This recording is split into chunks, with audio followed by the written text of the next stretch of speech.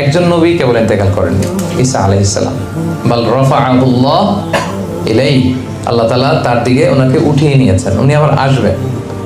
তো ওনাকে মারার জন্য বনি ইসরাইলের লোকেরা এক লোককে পাঠালো, যাও তুমি ঈসাকে মেরে আসো। তো সে মারতে যেয়ে এই ঘটনাটা খেয়াল করে বোঝান, তাদেরই একজন লোককে বনি ইসরাইল বললো, যাও ঈসাকে মারার জন্য এই ঘরে ঢুকো। তো ঢুকার সাথে সাথে আল্লাহ তাআলা ঈসা আলাইহিস সালামকে বাল রাফাআহুল্লাহ, আকাশে উঠিয়ে নিলেন। আর যেই লোকটাকে মারার জন্য তারা কিলিং মিশনে পাঠালো, তার চেহারাটাকে আল্লাহ ঈসা আলাইহিস সালামের চেহারা করে দিলেন। এবার ওরা বলে, ঘটে নাকি, আসে না কেন আমাদের কিলার তো ফিরে না, দেখি তো কি হয়েছে। এবার সবাই যে ঘরের ভিতরে ঢুকে দেখে এই তো ঈসা বসে আছে। বলেন তো এটা কি ঈসা না মিসা? আসলে ঈসা কোথায়? বল রাফাআহুল্লাহ, আল্লাহ তাআলা তো ঈসা আলাইহিস সালামকে উঠিয়ে নিয়েছেন। আর তাদের লোকের চেহারা আল্লাহ ঈসা আলাইহিস সালামের চেহারার মতো বানিয়ে দিয়েছেন। তারা ঢুকে দেখে এই তো ঈসা। তো একে পরে এরা হত্যা করে শুলে চড়ায়। আল্লাহ বলেন, না, ওমা কতালু ওমা সলাবু ওয়ালাকিন শুববিহা লাহু, তোমরা ঈসাকে হত্যাও করতে পারোনি, শুলেও চড়াতে পারোনি, বরং তোমাদের একজন লোকের চেহারাই আল্লাহ ঈসার চেহারা বানিয়ে দিয়েছে। তো ঈসা আলাইহিস সালাম ইন্তেকাল করেননি, উনি আকাশে আছেন, আবার আসবেন। তো এই যে ঈসা আলাইহিস সালামের মুজিজা, উনি মৃত লাশকে যদি বলেন দাঁড়াও, এটা জীবিত হয়ে যায়। ওনার ইন্তেকালের পরে পৃথিবীর কোনো পোপ, খ্রিস্টানদের যে পোপ, তারা যদি কোনো মৃত লাশের সামনে দাঁড়িয়ে বলে দাঁড়াও, দাঁড়াবে? কোনো লাশ দাঁড়াবে? অন্ধ কোনো লোকের চোখে হাত বুলিয়ে দিলে কি দৃষ্টি ফিরে পাবে? পাবে না। তার মানে নবীরও বিদায়, সাথে সাথে নবীর মুজিজাও বিদায়। কিন্তু বিশ্বনবী মুহাম্মদুর রাসূলুল্লাহ সাল্লাল্লাহু আলাইহি ওয়াসাল্লামের প্রতি আল্লাহ তাআলা এই যে কোরআনকে সবচেয়ে বড় মুজিজা করে নাযিল করেছেন। বিষ্ণু ঈসা ইসলাম ইন্তেকাল করেছেন, কোরআনকে ইন্তেকাল করেছেন। বিষ্ণু ঈসা ইসলাম বিদায় নিয়েছেন, কোরআনও তো বিদায় নিয়েছে না? হ্যাঁ, কোরআন আছে না নাই? কোরআন কিন্তু আমাদের মধ্যে আছে। বিষ্ণু ঈসা ইসলাম চলে গিয়েছেন, কোরআন যায় নাই। বিষ্ণু ঈসা ইসলাম বিদায় নিয়েছে, কোরআন বিদায় নেয়নি। Up until the day of judgement, কিয়ামত পর্যন্ত এই কোরআন আমাদেরকে হেদায়েত দিয়েই যাবে। এজন্য আল্লাহ তাআলা বলেছেন, হুদাল লিন্নাস শাহরু রমাদান আল্লাযী উনজিলা ফীহিল কুরআন হুদাল লিন্নাস, গোটা মানব মণ্ডলীর হেদায়েতের জন্য আল্লাহ তাআলা এই কোরআনকে নাযিল করেছেন। কিতাবুন আনজালনাহু ইলাইকা লিতুখরিজান নাসা মিনাল যুলুমাতি ইলান নূর। ও নবী, আমি অন্ধকারাচ্ছন্ন মানুষগুলোকে অনেকগুলো অন্ধকার থেকে একটি আলোর দিকে, আলোকবর্তিকার দিকে নিয়ে যাওয়ার জন্য এই কোরআনকে নাযিল করেছি। সুবহানাল্লাহ ওয়া বিহামদিহি। তাহলে প্রথম কথা আমরা বুঝলাম যে এটা হচ্ছে হুদাল লিন্নাস, শুধু মুসলমানদের কিতাব না, বরং গোটা মানব বিশ্বের কিতাব। 2 নম্বর আমরা বুঝলাম এটা হচ্ছে টাইমলেস মিরাকেল।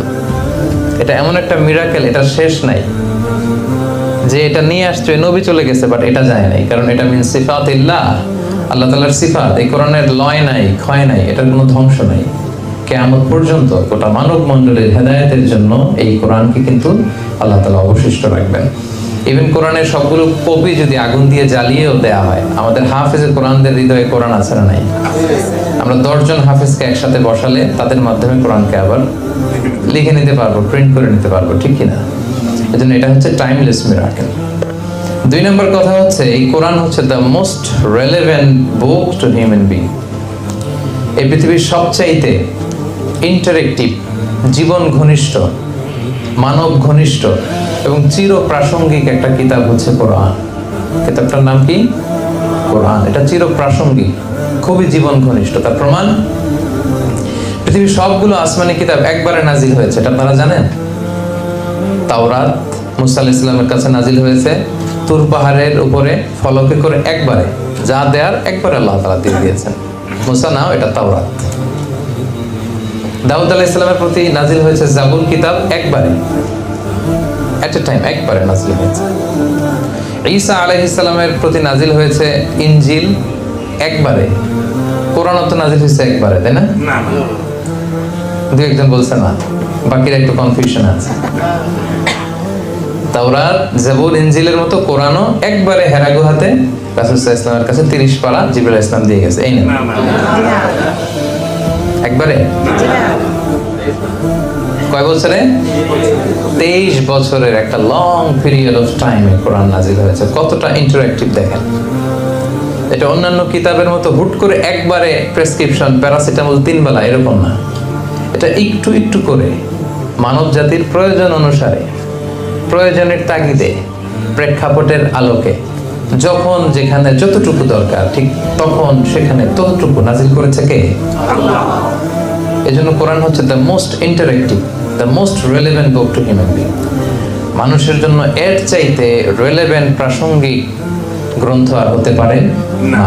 এই কোরআন কখনো নাজিল হয়েছে হেরা পর্বতের চূড়ায় 634 মিটার উঁচু সমতল থেকে, কখনো পাহাড়ে, কখনো নাজিল হয়েছে মরুভূমিতে কোরআন, কখন নাজিল হয়েছে বাজারে, রাসূল সাল্লাল্লাহু আলাইহি ওয়াসাল্লাম বাজার করতেছেন, দরকার হয়েছে আয়াত নাজিল হয়েছে। কখনো নাজিল হয়েছে সফরে, কখনো নাজিল হয়েছে ঘরের ভেতরে অন্দরমহলে, কখনো এই কোরআন নাজিল হয়েছে সরাসরি ডিরেক্টলি যুদ্ধের ময়দানে, আবার কখনো এই কোরআন নাজিল হয়েছে আল্লাহ তাআলার আরশে। মেরাজে যখন রাসূল সাল্লাল্লাহু আলাইহি ওয়াসাল্লামকে নিয়ে যাওয়া হয়েছিল তখনও কোরআন নাজিল করেছে কে? তার মানে রাসূল যেখানে কোরআনও সেখানে। বুঝতে পারছেন কথা? এটা কেন ইন্টারেক্টিভ, কেন 23 years a long period of টাইমে কোরআন নাজিল হলো? কারণ এটা খুবই চিরপ্রাসঙ্গিক, জীবন ঘনিষ্ঠ। রাসূল সাল্লাল্লাহু আলাইহি ওয়াসাল্লাম ওনার জীবনে, ওনার পরিবারে, ওনার সমাজে, ওনার রাষ্ট্রে যখনই সংকটের মুখোমুখি হয়েছে তখনই সমাধান নিয়ে হাজির হয়েছে কোরআন। এজন্য সমাধান যদি আমাদেরকে পেতে হয়, সলিউশন যদি আমাদেরকে পেতে হয়, কোরআনের সাথে আমাদের অ্যাটাচমেন্ট বাড়াতে হবে। এটা অন্যান্য কিতাবের মতো একবারে নাজিল হয়নি, এটা হুট করে নাজিল হয়ে যায়। এটা 23 বছরের লম্বা সময়ে প্রেক্ষাপট অনুসারে, প্রয়োজনের তাগিদে, নাজমান নাজমান কালিলান কালিলান হাসবা হাওয়াইজিল বাশার, মানুষের প্রয়োজনের তাগিদে, যখনই ক্রাইসিস তখনই কোরআন, যখনই সংকট তখনই কোরআন। এটা বেশি ভালো হয়েছে না? একবারে যদি হইতো এটা তো ইন্টারেক্টিভ হইতো না। যখনই সমস্যা তখনই কথা বলে কোরআন, যখনই সমস্যার সলিউশন নিয়ে হাজির হয়। তাহলে আমরা বুঝলাম কোরআন হচ্ছে হুদাল লিন্নাস, মানব মণ্ডলীর জন্য হেদায়েত। আমরা বুঝলাম এটা হচ্ছে টাইমলেস মিরাকেল, এটার অলৌকিকত্বের শেষ হবে না কখনো।